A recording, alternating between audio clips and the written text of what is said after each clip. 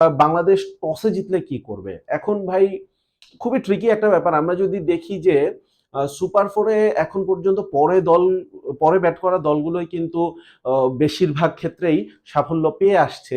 কিন্তু তারপরেও আমার মনে হয় যে বাংলাদেশ টসে জিতলে হয়তোবা আগে ব্যাটিংটা করাটাই শ্রেয় হবে। কারণ ইন্ডিয়ার যে ব্যাটিং লাইন-আপ আমরা তো শুধুমাত্র বলছি যে তানজিম সাকিব হয়তো অভিষেককে টার্গেট করবে বা তাসকিন হয়তোবা দায়িত্ব তুলে নেবে শুভমান গিলকে আউট করার। কিন্তু এরপরেও দেখেন না ভাই তিলক ভার্মা রয়েছেন, সূর্যা কুমার যাদব রয়েছেন, আ হার্দিক পান্ডিয়া রয়েছেন। মানে নাম শেষ করা যাবে না তাদের। সো ইন্ডিয়াকে যদি এরকম নির্ভরভাবে ১ম এ ব্যাট করতে দেয়া হয়, তাহলে ভাই তারা ১৯০, ২০০, ২২০, ৩০ বা তারও বেশি কিন্তু করে ফেলতে পারে। বাংলাদেশের বোলিংটা যত স্ট্রংই হোক না কেন। তো এই জায়গায় আমার মনে হয় যে বাংলাদেশের জন্য বেস্ট চান্স হচ্ছে আগে ব্যাট করো। আগে ব্যাট করে ১৭০, ১৮০ এই ধরনের একটা টোটাল নাও এবং চেষ্টা করো এরপর সেটাকে ডিফেন্ড করতে ইনিশিয়ালি ব্রেক থ্রু গুলা এনে দিয়ে।